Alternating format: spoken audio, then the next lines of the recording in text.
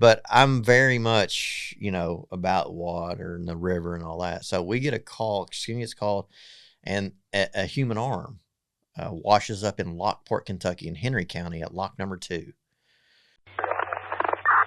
Warning. The podcast you're about to listen to may contain graphic descriptions of violent assaults, murder, and adult language. Listener discretion is advised. Welcome to the Murder Police Podcast, The Murder of Goldia Massey, Part 3.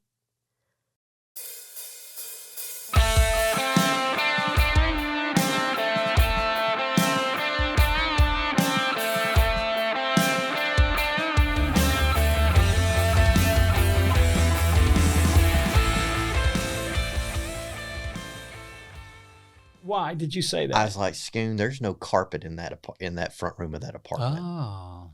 The apartment, the carpet has been removed from the front room. So you could see enough through that sliver of door that I could see the entire living room. It wasn't a sliver. He held like an arm's length. Yeah, of I the could door see. open. He was standing in the doorway, but he couldn't obscure my view where I could see all the way in. And the carpet was gone. It was down to the concrete. Which, for the listeners that didn't take civics or take it seriously, that's a legal observation because Absolutely. You're legally where you're supposed to be. I was not in his apartment. I was outside of his apartment looking and when into you're a it. place you're legally entitled to be, your field of vision, everything carries you. You should be a detective. That's a pretty good clue. Exactly. Well, and looking back, obviously hindsight's 20/20, but in that moment, it was more of a, man, I can't believe that there's no carpet. I mean, we were kind of joking about it, but now, I mean, that was huge. Right. It was huge, just to the fact of investigating further, knowing what we knew, seeing what we saw. That was it all added up. So where did you leave it with him? Just thank you for your Thanks for time. your We'll get back time. to you Yep. if we need something. Yep. Right. Thank you very much. As Have a Dave- great day. Right. And as Dave always, I mean, I knew this, and as Dave and I always practiced when we were working together, is it's better to leave on great terms because you're going to have to come back eventually. Oh, yeah. Yeah. Right. I mean, and again, one thing I picked up on too is that when you talked about the arm, he offered the leg. That's you can't overlook that. Right. He offered additional. And of course, he sounds like he's, like I said, he's building qualifiers and everything anyway. Sure. He's going to over talk, that's why you never want to back that down. So God bless him. So that's all we have about Massey at that point. Okay. Now, of course, I want your listeners to remember, and if they've listened to your podcast several times, they know in Lexington, a homicide detective just doesn't have one case. So in that time, we're still working several cases. Now it's Dawn Dunn, who is a homicide detective at that time. She's up next for the homicide. So I take her on my next interview. Yeah, because in the meantime, I'd caught a homicide, so I was no longer working with him. Right. So October 15th, just 2 days later, after he caught his homicide, I tell her that her son had told me that she wanted to borrow some money from her uncle. So I locate her uncle. Don Dunn and I go and interview him, and he gives us a pretty good description of family dynamics. And I think he actually gave a pretty good timeline too. He did. The night that she went missing, she had texted him to borrow some money because he knew she was in financial trouble. And he said, I have $50 or $100 for you. That's all I have right now. But if it'll help you, stop by on your way to Rose and Jim's and I'll lend it to you. And he said that she showed up. Paris was with her. And then that was the last time he had seen her. But he wanted to let us know that her son, Zach, has a bad drug habit and that they argue often. Terrible. But if she was in any trouble whatsoever, she would call him. And if he hasn't heard from her, she may be on the run due to the money issue. So that didn't help us at all. It actually opened up more doors. Right. Is what it did. I Which mean, it really gave us now Zach is a suspect. It gave us, Goldie's on the run because she owes money. And now we got the guy that supposedly was the last one to see her, Paris Charles. So we're kind of spinning wheels at this point. No shortage of rabbit holes. Yeah. Right. Yeah. Right. So the next time I get to work on it is 3 days later on October 18th. Dawn has caught her homicide. So now it's Franz Wolf's turn. Mhm. So I take Franz. Franz. Yes. Franz and I find out that Zach Massey has been arrested in Bourbon County for narcotics. So all the information we're getting is true, that he has a drug issue. problem. And we go and interview Zach Massey in the jail. And I will say this, Franz he was amazing at this interview. I don't want to say good cop, bad cop, because I know everybody thinks that Franz would be the bad cop automatically if anybody knew Franz. But he went in there with an open mind and asked Zach to go over everything step by step of what he told the police, the telephone calls, his girlfriend's, the night that his wife went missing, his girlfriend's patterns, because we found out in that interview that she actually works at Walmart. She was supposed to take Zach's mother to Walmart and get picked up by Paris Charles. Yeah, to back up, to clarify. So Zach had a girlfriend named Samantha Smiley. They were living together. Okay. Samantha was working at the Walmart in Georgetown, and they had found out that Samantha had given Goldie a ride to Georgetown to meet Paris. So that's kind of how that Good. came through. Okay.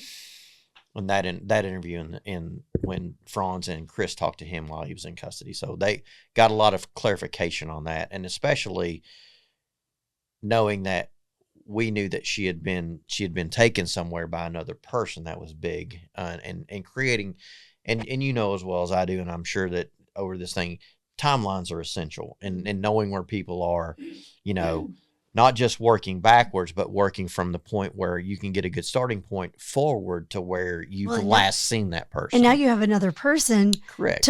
We have more people to talk to verify those timelines and story. Right. Well, and we all know when someone says Walmart, that's a gold mine for us, because what's at Walmart?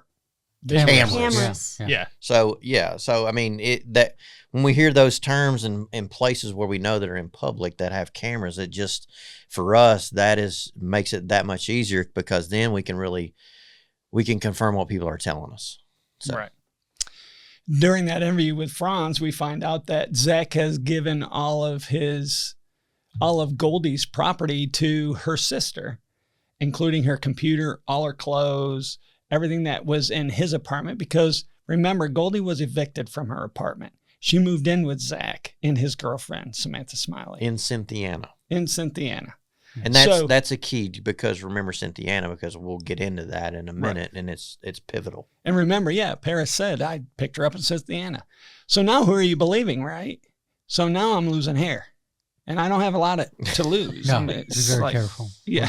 Rogaine. Hey, right. I will say this, got a nice cut for tonight too, by the way. He did, yeah. He did. I mean, he shaped up. Both of them. That's all I wanted. Yeah. Yeah. It took 5 minutes. I paid $20. Go brush your teeth. These guys. So, of course, 3 days later, we get to talk to Goldia Massey's sister. Cheryl Taylor. Sailor, yes. Cheryl Sailor. And you don't spell Cheryl by Cheryl. It's not Cheryl, it's Cheryl. Shirl. Right. Mm-hmm. Oh. What a Cheryl. Sweetheart. Yeah. Absolute sweetheart. Like Shirley. She just goes by Cheryl. Mm-hmm. Yeah. Sweetheart. She provides us with all of her box clothes. of shit. Yeah, a lot of Box clothes. of shit. But here's one thing, right? So we're talking October, right? And there's few nights, if we all, even in Kentucky, a few nights are going down to 40 degrees. Sure, absolutely. And she provides us with a computer. Mm-hmm. So Steve and I go through the box of stuff and discover her winter clothes are in there. So her coat. Right. Yeah, her coat. And the computer, really, there was nothing of significance on the computer, but the clothes really concerned Steve and I. You're not going out at 40 degrees without a coat or at least sweatshirts on. True. And in the meantime, we're still checking the video from Walmart, right? There's a process that everybody has to go through, even if it's Walmart, that you have to obtain the video from. And once we do, we find that Samantha, when we interviewed her, said, yes, I drove her to Walmart because she wanted to meet Paris at Walmart. And then he was going to take her into Fayette County.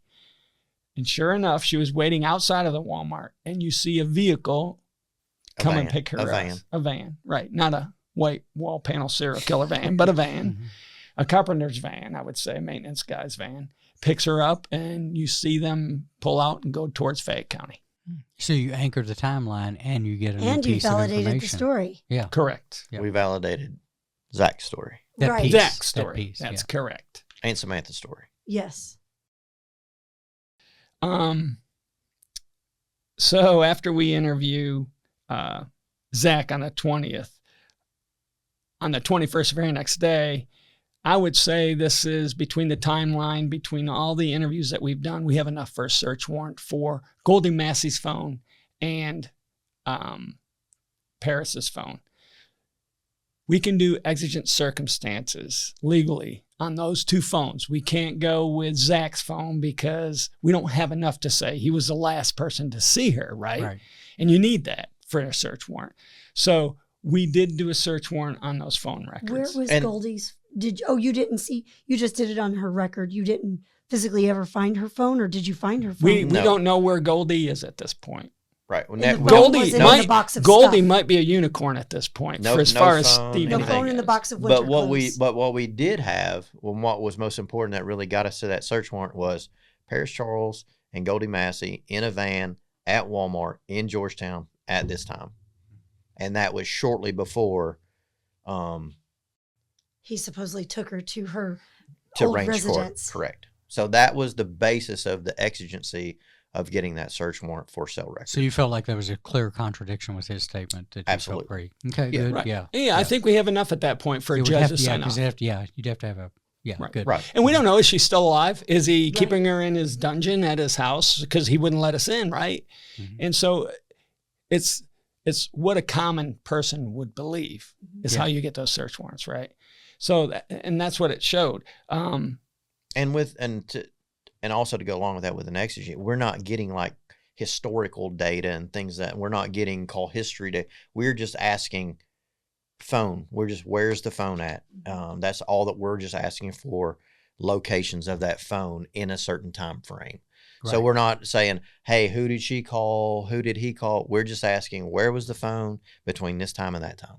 Yeah, it's like you can't ask for general dumps. Right. We're not getting specific on the search warrant, but we're saying, hey, something's going on here. Can you tell us where these phones are? What did that show, those results of that search? Well, and what I want your listeners to realize is when you get that type of search warrant, it gives you a triangular It doesn't pinpoint area. It to one area. It does not pinpoint it. Every cell phone tower has what's called an azimuth or a sector that it hits off of. Every tower has 3 sections to it, so it'll give a directionality of where the call's coming in from. So, like if you think of a piece of pie and it's cut into 3 sections, so if a phone call is made from this area, it will come in this way, or dialed out, it'll go that way, or if it's coming from the south, the west. So a cell phone tower is cut into 3 different sections or azimuths, and that's how those calls, you can sort of see directionality on it. It's not foolproof because sometimes they get bumped to other cell towers and things of that nature, but for the most part, in general, that's kind of how they work. Right. A good example of that is Railbird that happened just this past weekend. There are so many individuals hitting off of one tower. They cell phone probably got routed to Cincinnati. To another, right. Phone calls. And then so that would really have a damper on the investigation. It's determined upon how busy the tower is, how busy that sector is. It still may hit off the same tower, but a different section, or it may get bumped to a different tower. But that's explainable too. Sure. With cell phone experts, I mean, we just know the basics of it on how to sort of interpret cell phone records, but in general, you can track a person by their cell phone based upon those cell towers. Right. So relatively quickly, the results come back, and it shows that Goldia Massey's phone ceased working early morning of September 21st.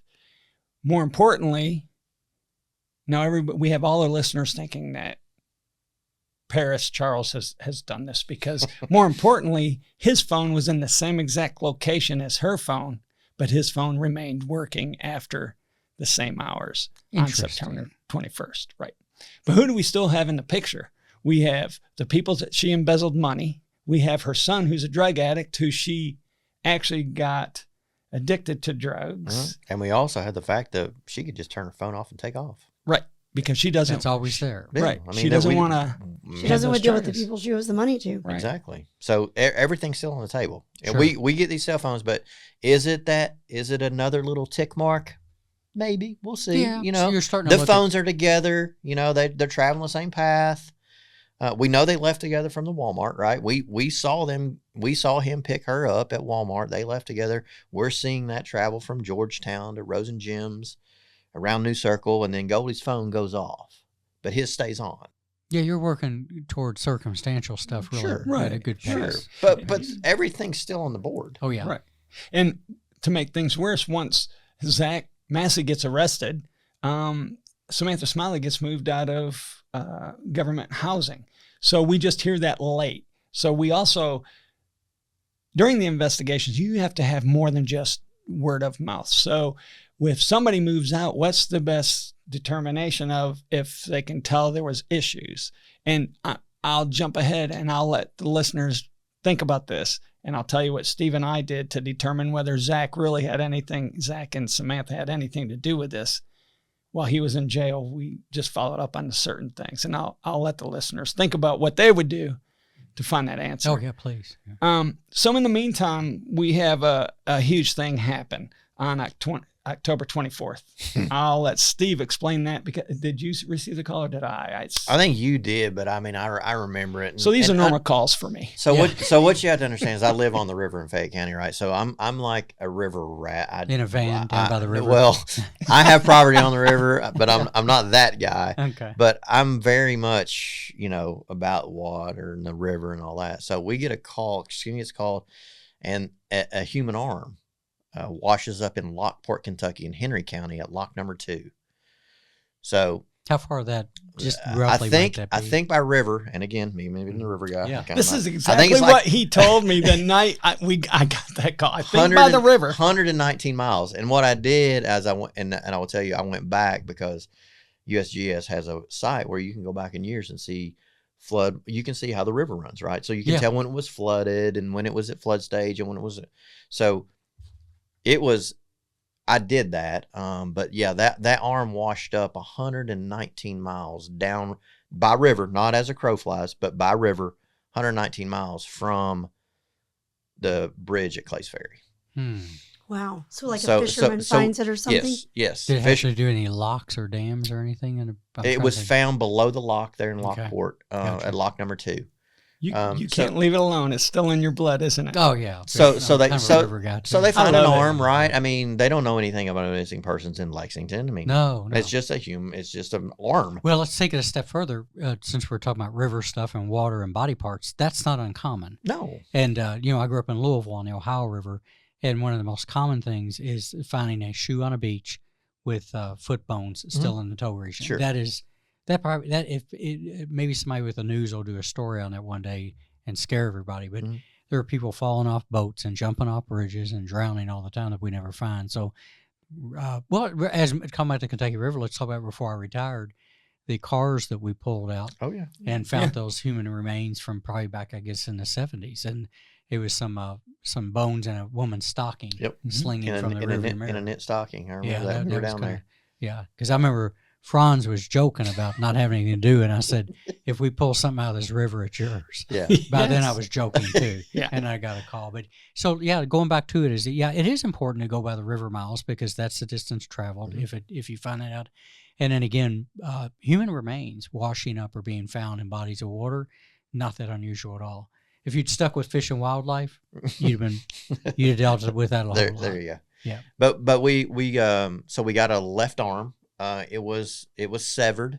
At the shoulder or elbow? No, from Is that what's gotta know? about the bicep, middle of the bicep Okay. down. And can I correct something? I think what it was is an email went out, and you and I talked about the email. Should we make a call? Yes. Do you remember that? Mhm. It's coming back to me now. I haven't done a lot of drugs at all. Yeah. It's coming back. It only takes that one. One time. Right. So it wasn't like they found this arm and they're like, oh, Call my gosh, Lexington. Lexington's got a missing persons, you know what I mean, kind of thing. We need to call them because they haven't. I mean, Could have come from anywhere. they found an arm. Right. We knew nothing of it, but and I think we saw the link. You know how the link goes out to anybody with a missing person through NCIC. Yeah, let's talk about that for a minute. NCIC, National Crime Information Center, is when you find a person or parts of a person. How do we do that? Because this is where that magic happens. Yeah, it gets entered into NCIC, and people that have missing persons that may be correlated to that. Amen. Then it will come to that agency, and luckily it did for us when we got a teletype that we responded to. Yeah, that Henry County down there, I mean, found a human arm. Again, for people who have loved ones that are still missing, that take a little comfort in the idea that when you take and you get assigned a missing person report, you will get all of those NCIC transactions, and you'll follow up on them. You'll look and see what the likelihood is.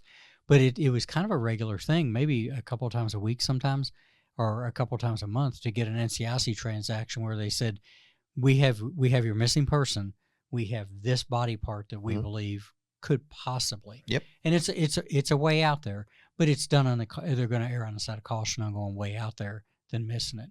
I like letting people know that those things exist. Right. And can I add to this, David? Yeah. The important thing is there's also CODIS. So if you have a loved one missing, go ahead and let those detectives that are investigating your loved one death or missing person, let them swab you. Agree with the swab. Let them put your swab into CODIS so they can match those body parts that are located at certain locations. It would shorten the process tremendously, and also assist you in knowing whether or not that's your family member that was located, because we all watch the news. We all hear body found at Lake Cumberland, body found in the woods in Laurel County. It will just give you a piece of, I can't say a peace of mind, but at least hope or no hope that they've located your loved one. I think what it does, it gives you a hand up. It gives you a little bit of a hand up. Which is the whole game is hands up. Right, exactly. The whole game. You want to be in front of it. I think that's the most important part. And not to, we're not going to rabbit hole this, but we've done 2 episodes on forensic genealogy where there's the next force multiplier. And I'm just going to tell people, go back and listen to the interview with DNA Doe Project with Karen Binder, and then Sergeant Catalino from California when they identified somebody. I'm not going to go through the rabbit hole right now, but it's fascinating stuff that's in the works right now. Coming back to the point, swab. If somebody asks you for an exemplar or for a sample, give it. I've had loved ones not agree to let me swab them in case their loved one was found. Yeah, I absolutely have. They were probably serial killers 20 years ago. And I'll be honest with you, not to plug Dr. Craig, but the what she started with NamUs down in North Texas, NamUs. It's huge, and she really got a good thing started down there. Not only missing people, but body parts, as part of that. So she really got a good thing started down there. 100%. Yeah. Well, when you all read that there was an arm, did you suspicion that it could be Goldia? No, not at all. Or you're just thinking because it's so frequent that you get this type thing? This isn't any this job. It's not that we live at the office, and it came in the evenings like before we went home. It's something you should do if you really love this. Be diligent. Just be diligent, right? And so you should follow up. And then you can go home and sleep easy that you didn't miss something. Right. But this isn't something that didn't happen all the time. You know what I mean? We would get NCIC hits on missing people all the time. So did we think anything of it? Not really. Because they're so frequent. Yeah, not really, but we had it. So what happens? But there is that, like I talked about, there's another tick. You know what I mean? We're starting to add a few things up here. And those ticks are going to be numbers, and 2 and 2 is going to equal 4 at some point. You know what I mean? So we're just trying to get those foundation blocks built for us. So the arm goes to the Louisville State Medical Examiner's office, and I make a call the next day, the following day. Hey, can you get prints off of that, off of the arm? Because obviously the hand was still attached to the arm. Mm-hmm. Very depressing news. They kept telling me they were unsuccessful. It was in too bad of condition to be able to print and all that. Did they try hydrating and loading it up? They did not. We'll get there. Yeah. So Chris was just kind of told, That's in too bad a shape. Can't do anything with it. It's just not. You know what I mean? So we started researching it because Steve said, "No, I think there's new." And back in it's the day, kind of my there's new wheelhouse, stuff, right? I mean, Yeah. this There's stuff. the Coroner and I'd thing. seen this. I'd seen Yeah. them rehydrate fingers before. You know, injecting them with water. But Saline. but what you have to understand is this arm had been in water the whole time. Right. So it was. If you've ever seen like when you get dishpan hands when Sloughing. Kind of. yeah. So Mhm. you know they said we just it's not good enough. So we were like, okay, we'll take you at your word. Yeah. Well, But something interesting that we did find out about where it was severed was. Hey, you know there's more to the story, so go download the next episode like the true crime fan that you are. The Murder Police podcast is hosted by Wendy and David Lyons and was created to honor the lives of crime victims, so their names are never forgotten. It is produced, recorded, and edited by David Lyons. The Murder Police podcast can be found on your favorite Apple or Android podcast platform, as well as at murderpolicepodcast.com, where you will find show notes, transcripts, information about our presenters, and a link to the official Murder Police podcast merch store, where you can purchase a huge variety of Murder Police podcast swag. We are also on Facebook, Instagram, and YouTube, which is closed caption for those that are hearing impaired. Just search for the Murder Police podcast and you will find us. If you have enjoyed this podcast, please subscribe for more and give us 5 stars and a written review on Apple Podcasts or wherever you download your podcasts. Make sure you set your player to automatically download new episodes so you get the new ones as soon as they drop. And please tell your friends. Lock it down, Judy.